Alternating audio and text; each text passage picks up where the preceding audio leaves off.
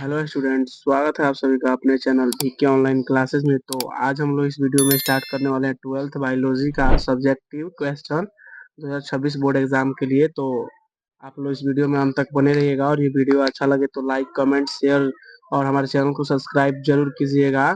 और हम इस वीडियो में सिर्फ सब्जेक्टिव करेंगे चैप्टर 1 का, और उसके बाद फिर ऑब्जेक्टिव आएगा। तो चलिए शुरू करते हैं पहला क्वेश्चन से। जीवों के लिए जनन क्यों अनिवार्य है? मतलब इस क्वेश्चन में बोल रहा है जीवों के लिए जनन क्यों अनिवार्य होता है। तो इसका उत्तर होगा प्रजातियों के निरंतरता के लिए जीवों में प्रजनन आवश्यक है। मतलब वो अपने प्रजाति को बनाए रखे, इसके लिए जीवों में जनन अनिवार्य होता है। प्रत्येक जीवों की एक निश्चित जीवन अवधि होती है। जीवन अवधि उसे कहते हैं, मतलब ये भी सब्जेक्टिव में आता है कि जीवन अवधि किसे कहते हैं। तो जीवन अवधि से कहते हैं मतलब जन्म से लेकर मृत्यु तक के बीच का जो अवधि होता है उसे जीवन अवधि कहते हैं। तो यदि जीवों में जनन प्रक्रिया रुक जाती है तो प्रजातियों का अस्तित्व समाप्त हो जाएगा तथा विलुप्ति हो जाएगी। मतलब अगर मान लीजिए जनन नहीं हो पाता है और जो अपना जीवन अवधि जिसका पूरा हो जाता है वो तो मतलब खत्म होते जाएगा पृथ्वी से, तो इसके कारण उसकी प्रजाति नष्ट हो जाएगी और विलुप्त हो जाएगी। इसके लिए जनन अनिवार्य है कि जनन होता रहेगा तो प्रजातियां निरंतर बनी रहेगी। चलिए नेक्स्ट क्वेश्चन देखते हैं। जनन की अच्छी विधि कौन सी है और क्यों? जो इसका आंसर होगा लैंगिक जनन की क्रिया विधि जनन की अच्छी होती है। मतलब लैंगिक जनन जो होता है ये जनन की अच्छी क्रिया विधि होता है, क्योंकि लैंगिक जनन में नर और मादा युग्मक युग्मन होता है, जिससे जीवों में अनुवांशिक विभिन्नताओं का विकास होता है, जिसे तनावपूर्ण पर्यावरणीय परिस्थितियों में भी उत्तरजीविता का लाभ प्राप्त होता है। यह क्रमागत विकास में भी योगदान मिलता है। नेक्स्ट क्वेश्चन, अलैंगिक जनन द्वारा उत्पन्न हुए संतति को क्लोन क्यों कहा जा गया है? तो इसका आंसर होगा अलैंगिक जनन द्वारा उत्पन्न संतति को क्लोन कहा गया है क्योंकि वे आकारकीय और आनुवंशिक रूप से एक दूसरे से समान होते हैं। मतलब अलैंगिक जनन द्वारा जो भी जीव उत्पन्न होते हैं वो अपने पूर्वज के समान ही होते हैं, तो इसीलिए उन्हें क्लोन कहा गया है। कारकीय और आनुवंशिक रूप से समान होते हैं। नेक्स्ट, लैंगिक जनन के परिणाम स्वरूप बने संतति को जीवित रहने के अच्छे अवसर होते हैं, क्योंकि क्या यह कथन हर समय सही होता है? मतलब इसे पूछ रहा है लैंगिक जनन के परिणाम स्वरूप संतति को जीवित रहने के लिए अच्छे अवसर होते हैं, ये कथन सही है या गलत बताएं। तो इसका आंसर होगा लैंगिक जनन में नर और मादा युग्मक में युग्मन होता है, जिसे दो अलग डीएनए से सम्मिश्रण से विभिन्नता का जन्म होता है। मतलब दो अलग अलग डीएनए मिलकर एक जीव का जन्म देता है। तो यह विभिन्नता जीवों को उत्तरजीविता के बेहतर संभावनाओं के लिए विभिन्न पर्यावरणीय परिस्थितियों में अनुकूल बनाती है। नहीं, यह कथन हर समय सही नहीं है, क्योंकि संतति जनक से कमतर हो सकते हैं। यह कथन गलत है, इससे ये भी पता चलता है। तो ये ऑब्जेक्टिव में भी दे सकता है। चलिए नेक्स्ट क्वेश्चन देखते हैं। लैंगिक जनन द्वारा बनी संतति और लैंगिक जनन द्वारा बनी संतति में किस प्रकार, मतलब लैंगिक जनन और अलैंगिक जनन में अंतर ये पूछ रहा है। तो इसका उत्तर देखिए, एक तरफ लैंगिक जनन द्वारा बनी संतति और अलैंगिक जनन द्वारा बनी संतति है। तो अलैंगिक जनन द्वारा बनी संतति में इसमें युग्मकों का युग्मन नहीं होता है, इसीलिए संतति आकारकीय व आनुवंशिक रूप से एकल जनक के समान होती है। और लैंगिक जनन में होगा इसमें युग्मकों का युग्मन होता है, इसीलिए संतति जनक के समान नहीं होती है। तो ये आप लोग ध्यान में रखिएगा। नेक्स्ट, विभिन्नताएं अनुपस्थित होती हैं और इसमें विभिन्नताएं पाई जाती हैं। मतलब लैंगिक जनन में विभिन्नताएं पाई जाती हैं और अलैंगिक जनन में अनुपस्थित रहता है, यानी नहीं पाई जाती हैं। नेक्स्ट, संतति पर्यावरण में हो रहे परिवर्तन के कम अनुकूल होते हैं। मतलब जो पर्यावरण में परिवर्तन होता है उसे कम अनुकूल रहते हैं, उसे वंचित रहते हैं। और नेक्स्ट, संतति पर्यावरण में हो रहे परिवर्तन से अधिक अनुकूल रहते हैं, यानी एक्टिव रहते हैं, वो जागरूक रहते हैं कि मतलब पर्यावरण में क्या चेंजेस हो रहे हैं। अलैंगिक जनन तथा लैंगिक जनन के मध्य विभेदन स्थापित करो।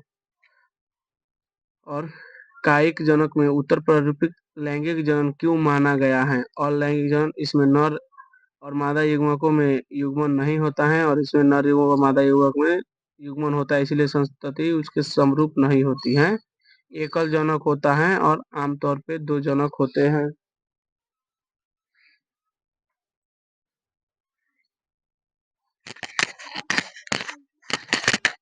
नेक्स्ट, संतति जनक के समरूप होता है तथा क्लोन कहलाता है। संतति जनक के समरूप नहीं होता है तथा वे एक दूसरे से और जनक से भी विभिन्नताएं प्रदर्शित करती है। नेक्स्ट, यह विकास प्रक्रिया में महत्वपूर्ण भूमिका नहीं निभाते हैं और यह विकास प्रक्रिया में महत्वपूर्ण भूमिका निभाते हैं। नेक्स्ट क्वेश्चन, यह समान रूप से एकल कोशिकीय या सरल कोशिक संरचनाएं वाले जीव पाए जाते हैं और इसमें होगा यह समान रूप से उच्च स्तरीय जीवों में पाए जाता है जिनकी जटिल संरचनाएं होती हैं। नेक्स्ट, कोशिकाओं का केवल समसूत्रण कोशिका विभाजन होता है और इसमें कोशिकाओं का अर्धसूत्री तथा समसूत्री विभाजन दोनों होता है। जनन की दर तीव्र होती है और जनन की दर कम होती है और इसमें कायिक जनन को प्रारूपिक अलैंगिक जनन माना गया है। क्यों? तो एकल जनक होता है और नर और मादा युग्मकों का युग्मन नहीं होता है और सामान्यतः संतति एक दूसरे के समान होती है, इसीलिए कायिक जनन को अलैंगिक जनन माना गया है।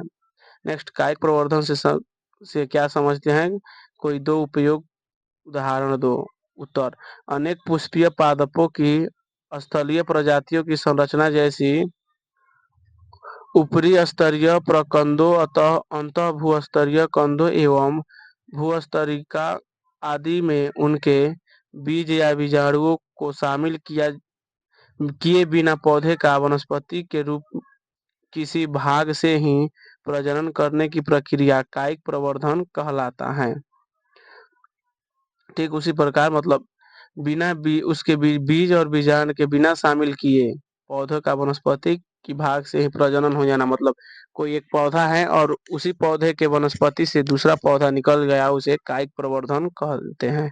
कायिक प्रवर्धन के दो उदाहरण हैं। आलू के कंद पर स्थित कलिका, मतलब जो आलू होता है उसके ऊपर एक कलिका निकली रहती है। जब हम आलू को बोते हैं तो उस कलिका से ही फिर आलू का निर्माण होता है, ये कायिक प्रवर्धन का उदाहरण हो गया। और पत्थर चट्टा ब्रायोफिलम की पत्तियों में कटे किनारों से अपना स्थानिक एंड्रोसियम के कलिकाओं का उत्पन्न होना। व्याख्या, किशोर चरण और प्रजनक चरण, जीवर्त चरण या जीववार। उत्तर, कभी जीव में वृद्धि किए एक निश्चित अवस्था एवं परिपक्वता तक पहुंचने के बाद ही लैंगिक जनन कर सकते हैं। वृद्धि का यह कला किशोर चरण कहलाता है। दूसरा, वह अवधि जिसके दौरान एक जीव लैंगिक रूप से परिपक्व होता है तथा वो ऐसे युग्मक उत्पन्न कर सकता है जो नए जीव को जन्म दे सकता है, उसे प्रजनक चरण कहते हैं। नेक्स्ट, यह प्रजनक चरण के अंत से मृत्यु तक की अवधि होती है, जिसे अवधि में जंतुओं की सहवर्ती परिवर्तन, उपचायों का मंदन गति से होना, प्रोटीन का टूटना आदि जैसे लक्षण दिखाई देने थे, जबकि पौधों की पत्तियां पीली होकर गिर जाती हैं। नेक्स्ट क्वेश्चन, अपनी जटिलता के बावजूद बड़े जीवों में लैंगिक प्रजनन को पाया जाता है, क्यों? उत्तर, अपनी जटिलता के बावजूद बड़े जीव ने लैंगिक प्रजनन को पाया है क्योंकि यह युग्मकों में अलग अलग अनुवांशिक के सम्मिश्रित माध्यम के अनुवांशिक विभिन्नताएं लाता है तथा संतति को अनुवांशिक संरचनाओं को बेहतर बनाने के यही कारण है कि प्रजातियों में अस्तित्व के लाभ दे हैं सकते हैं और विकास के योग्य दे सकते हैं। लास्ट क्वेश्चन, व्याख्या करें कि बताएं कि अर्धसूत्री विभाजन तथा समसूत्री सदैव अंतःबद्ध होते हैं।